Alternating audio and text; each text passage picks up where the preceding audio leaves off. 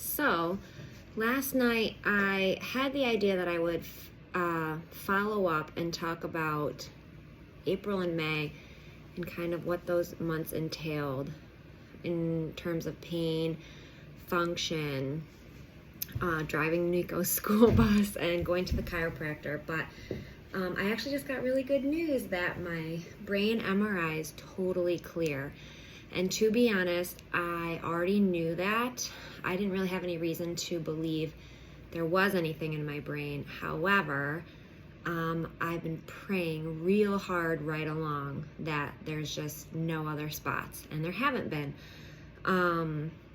So I wanted to talk about all the scans and imaging I've had done because there have been so many, and I just wrote them all down. And since May 30th through August 17th, I've had 13 different images or scans. 4 were x-rays and the rest were MRI, CT, bone scan, or a PET scan. And what I wanted to share is that sometimes the technicians sort of give you a little clue about the results.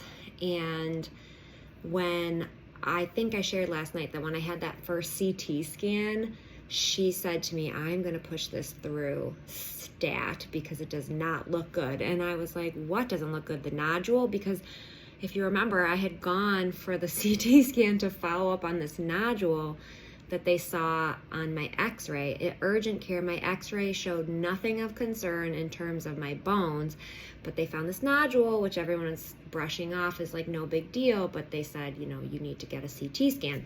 So I go to the CT and this woman is like, it does not look good. And I'm trying not to panic, but I wish I had actually asked more. I said, what do you mean the nodule? And she said, no, the nodule is smooth. That's not scary looking. I have no idea how they'll read that.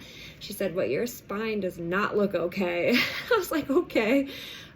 So it felt like every time I went to an appointment, I left like more confused, more in the dark, instead of having more information. But I was so fortunate because we had the results 2 days later. It suggested pathological fracture, which I understood could be osteoporosis, hemangioma, or cancer, among other things. So anyway, I just wanted to share that at some of my other scans, people have kind of indicated that things look really good, which is kind of nice because you never know how long you're going to have to wait for the results. And although they've expedited most of my results, it's still hard when you have to wait a day or two. So when I had my, let me look at this. I had my PET scan on July 16th and then a bone scan on the 18th. So the PET scan is basically from it says I think neck or jawline to mid-thigh. And the PET scan showed the T7 vertebral tumor. It showed a chest lymph node, and it showed the nodule in my lung. It also showed like a teeny tiny nodule in my left lower lung. Which they just will monitor, like they're, if I have systemic treatment, it's going to address that if it is a cancer. But so the PET scan didn't show anything in my brain, but it also didn't go to the tippy top of my skull. So then I have this bone scan 2 days later, and the bone scan also mentions the T7 tumor that lit up. And then it mentioned a spot on my forehead. So I just started praying real hard. God, please do not let there be anything in my brain. Just let my brain be clear. And sometimes I would say, dear God, I am not going to stop asking you for a miracle. Please let my brain be clear. And then there were times that I would say, in Jesus' name, I will, that my brain is clear. And I do believe that we could speak things into existence, but only if it is part of God's plan, only if it is in alignment with His will. But I've been praying on that so hard for over a month, probably since the very beginning, honestly, because, all along, I just really didn't want it to be in a lot of places. And I already knew I had a CT scan of my abdomen and pelvis. We already knew that area was clear of metastasis. So anyway, it was really interesting when They followed up the bone scan with a skull, or a CT of my brain. Actually, it was a CT of the skull, not the brain. I don't know. I guess it's both, right? It sees both. But because it was a bone scan that kind of lit up my forehead or whatever, they followed up with a CT of my head. And I just kept praying real hard, like, dear God, please let it be clear. And it was clear, but they explained to me that they also needed an MRI. So again, I just kept praying and praying and praying. But when I went to that skull CT, I remember the guy was like, so what's going on? I was looking through your chart, like, you've been here a lot. And I was like, oh yeah, I've like had a lot of scans and tests done. So we did everything. It didn't take too long, maybe 20 minutes. He had to, at one point, inject a dye or a contrast. And then at the very end, he said, well, good job. We got some really great pictures for you. And I knew he was telling me, like, all clear. Your brain is clear, your head is clear, whatever. And, you know, it's really, they're really not supposed to give you any indication about your results. But in both cases, like, even that first woman who was like sounding the alarms and was like, I got to push this through stat, this does not look okay. It was really inappropriate of her to tell me that, but it was also so validating because she was like, wait, you've had back pain for months. So in her brain, seeing this fracture on the CT scan, she's thinking, this woman's been walking around like this for months. This is not good. So I really appreciate that she responded that way, because I was calling my PCP who had ordered that CT. I was calling her every day, like, we need those results. You need to push them through fast. And she was still kind of telling me, like, you know, a lot of people have lung nodules. It's not, it's really nothing to be that worried about. And I was like, no. There's something wrong. We need those results. And in the meantime, I think it was around July, I want to say 11th. No, it was sooner than that. I'm sorry. June 11th, it must have been. So I hadn't gotten that initial CT, and a lymph node under my arm popped up, and this thing swelled up to like the size of like a peach pit. That's what it felt like. And I knew there were layers of skin, so I knew it was actually smaller than that because the layers of skin made it feel larger, but it was huge. So I was also freaking out about that. And it turns out that was nothing. That has since gone away. That was my body fighting some other infection or responding to pain or who knows what. But that did go down. But I was like in go mode. I was like, we need these results. I want to know what's wrong with me. So along the same lines, when I went to my PET scan, this was two women I'd never met before because the PET scan is a mobile unit. So the woman, she was probably like in her 40s or so, like not much older than I am. And she was going on and on about how I'm so young and it really is not likely I have lung cancer. I've never smoked. A 2.5 centimeter nodule, that's so small, like it doesn't make sense. It's probably just something benign. People get them after upper respiratory infections. Probably a hemangioma is what's on your spine. They're rare, but they do happen. Going on and on and on. And hemangiomas were something that like some of my friends and family had talked about and I had researched. So I was entertaining the fact that it could be a hemangioma. So she's going on and on, like chatting me up, like I really don't think this is cancer. Your blood work is good and you look so healthy, blah, blah, blah. Okay. So I go in, I get my PET.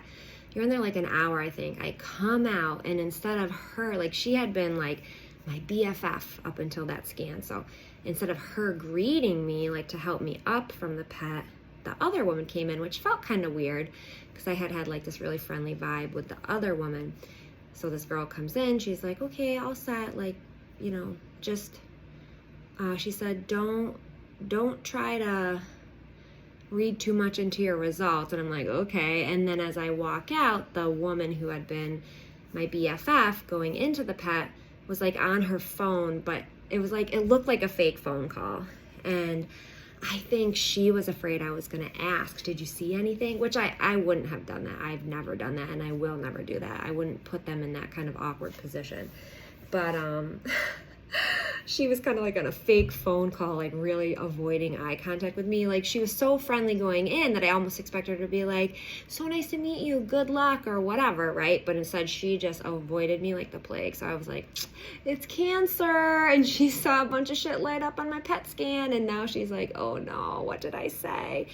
Anyway, no big deal. And so when I had this brain MRI, on Monday, first of all, the ladies are like, oh, hey, you're back. Should we say welcome back? I was like, you could say whatever you want. This isn't going to be the last time you see me. So we're all like buddy, and they're joking about how, like I should know the procedures. Pretty soon I'll be running the machine.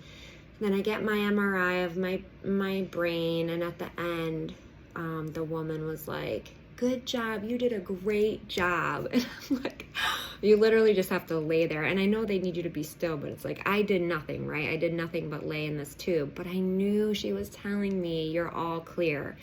Like, you're good, you're great, you're all clear. And it just felt awesome. So that's what I wanted to share today. And I 100% believe that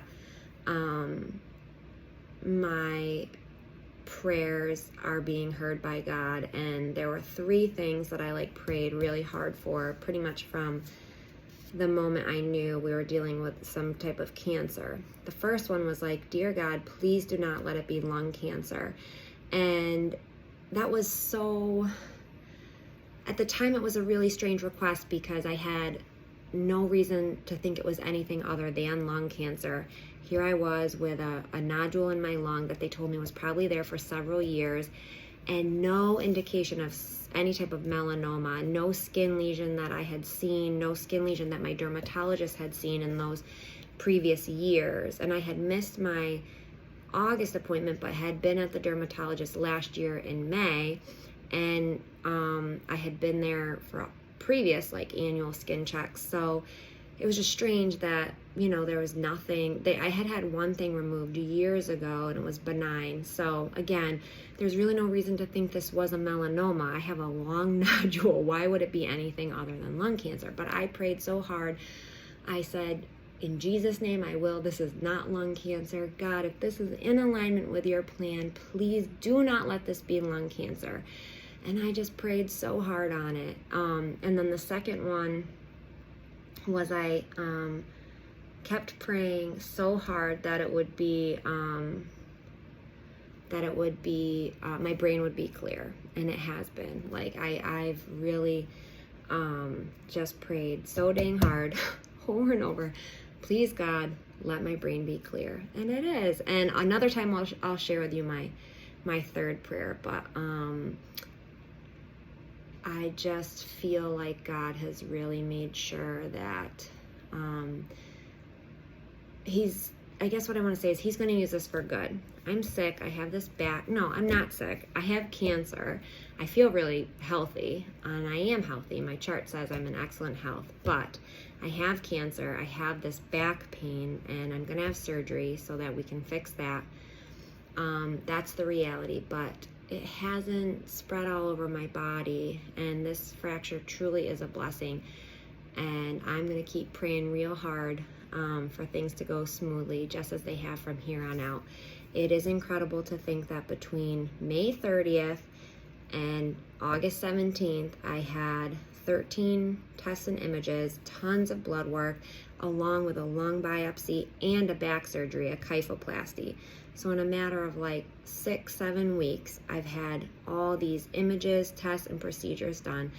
And it's really been so fast. I haven't had to wait around. And it's true, some of the waiting periods were awful, but for the most part, the waiting is when I get to calm down, collect my feelings, get refocused, and pray. And so I actually, instead of being super anxious and distraught in the waiting periods, I actually find that I get to mellow out and relax, and it's really good. Okay, I'm going to wrap up. Hope you all have a great day and a good weekend. Bye.